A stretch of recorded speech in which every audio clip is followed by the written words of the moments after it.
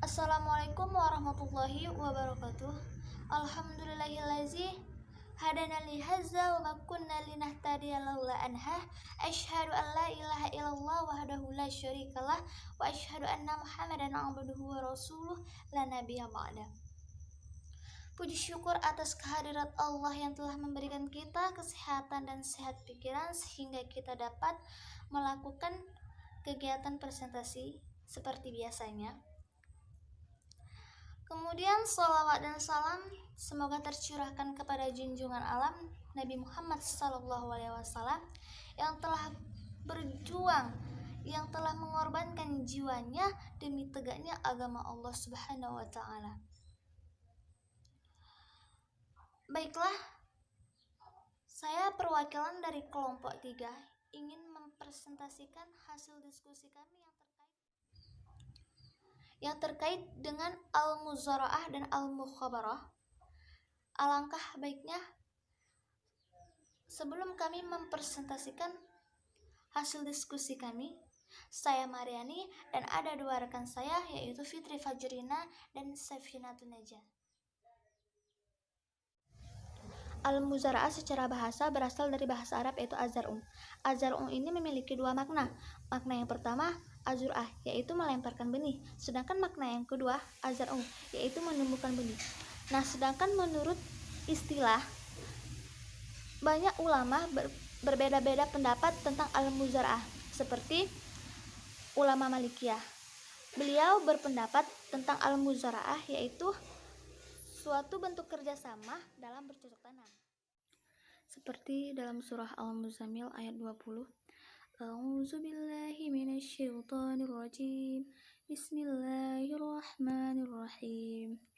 Wa akharu yadribu fil ardi yabtaghu min fadlillah. Yang artinya, dan orang-orang yang berjalan di muka bumi mencari sebagian karunia Allah. Seperti menurut pendapat para ulama mengenai muzara'ah, seperti pendapat dari Imam Hanafi bahwa muzara'ah yaitu bercocok tanam sebagian yang dikeluarkan dari bumi. Sedangkan menurut Imam Hanbali, muzara'ah itu seorang pemilik lahan menyerahkan lahannya kepada si penggarap untuk ditanami. Kemudian sedangkan menurut Imam Syafi'i, muzara'ah itu seorang pekerja menyewakan tanah dengan apa yang dihasilkan dari tanah. Nah, jadi antara al-muzara'ah dan al-mukhabarah ini memiliki arti yang sama. Yang membuat berbeda antara al-muzara'ah dan al-mukhabarah ini dari segi benih. Di mana al-muzara'ah itu benihnya itu dari si penggarap, sedangkan al-mukharabah ini benihnya ini dari si pemilik lahan. Nah, seperti itu. Nah, contohnya seperti ini. Misalkan saya memiliki lahan yang luas dan kemudian si Fitri ini sangat berbakat dalam mengolah lahan, misalnya seperti menanam padi, seperti itu. Nah, kemudian si Fitri ini mengelola lahan saya, yaitu dengan menanami padi. Nah, otomatis pasti akan menghasilkan apa yang telah dikelola sama si Fitri. Nah, kemudian hasilnya itu dibagi antara saya dengan Fitri. Dan itu semua sesuai dengan kesepakatan antara saya dengan si Fitri. Nah, seperti itu. Kemudian rukun dan hadis yang berkaitan dengan muzara'ah dan mukharabah disampaikan oleh Fitri Fajrina.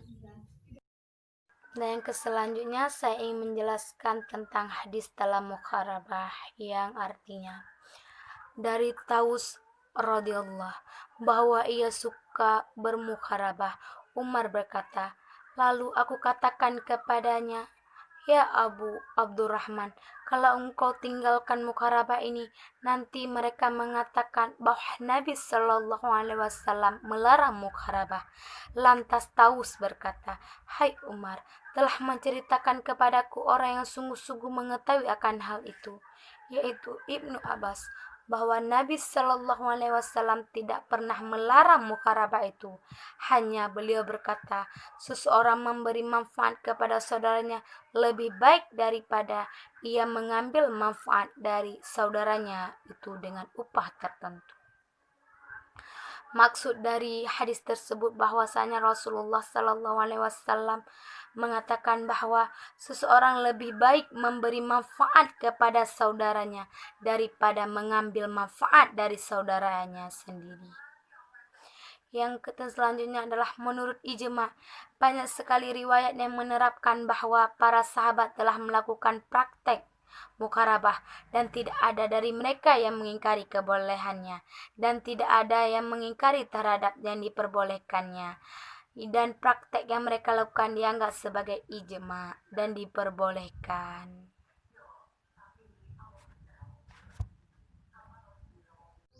Kemudian mengenai syarat muzara'ah dan mukharabah yang akan dijelaskan nantinya oleh Safinatul Najah. Baik, terima kasih kepada Maria. Nah, selanjutnya saya ingin menjelaskan tentang syarat muzara'ah dan mukharabah. Nah, yang pertama yaitu syarat muzara'ah. Syarat muzara'ah yang pertama itu syarat akhidan. Nah, pemilik tanah dan penggarap. Jadi syarat yang pertama ini harus tentunya orang yang melakukan akad ini harus berakal. Tidak sah akad muzara'ah apabila dilakukan oleh orang gila atau anak kecil.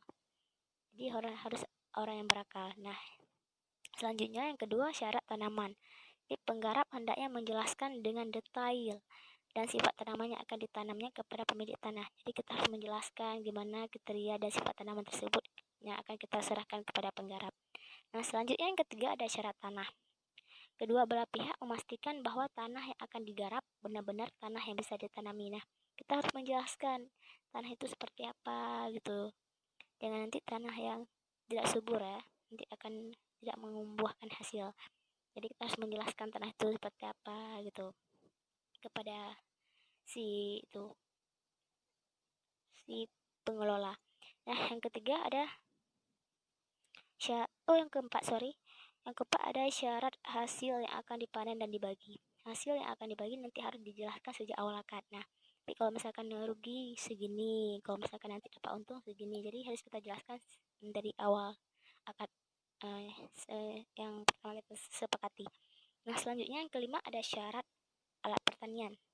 Nah, ini alat pertanian bisa berupa hewan seperti sapi atau kerbau, pembajak ataupun alat-alat modern seperti traktor.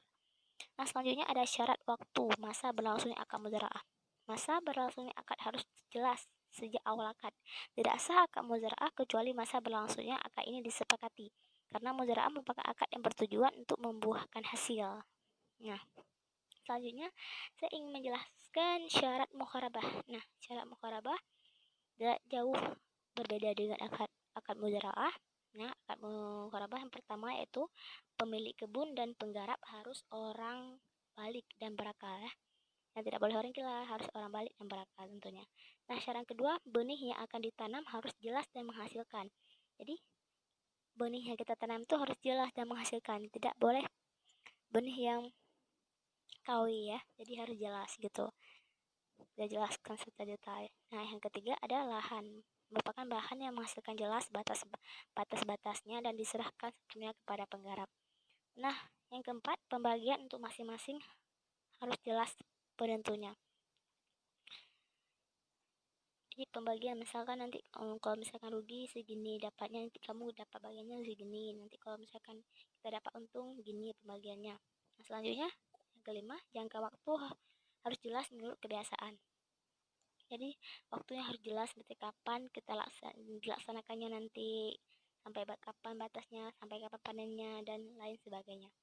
Nah, sekian dari saya. Selanjutnya saya kembalikan ke moderator. Cukup sekian presentasi dari kami. Lebih dan kurang kami mohon maaf, karena ketidaksempurnaan itu hanyalah milik kami dan kesempurnaan itu hanya milik Allah semata. Akhirul kalam, assalamualaikum warahmatullahi wabarakatuh.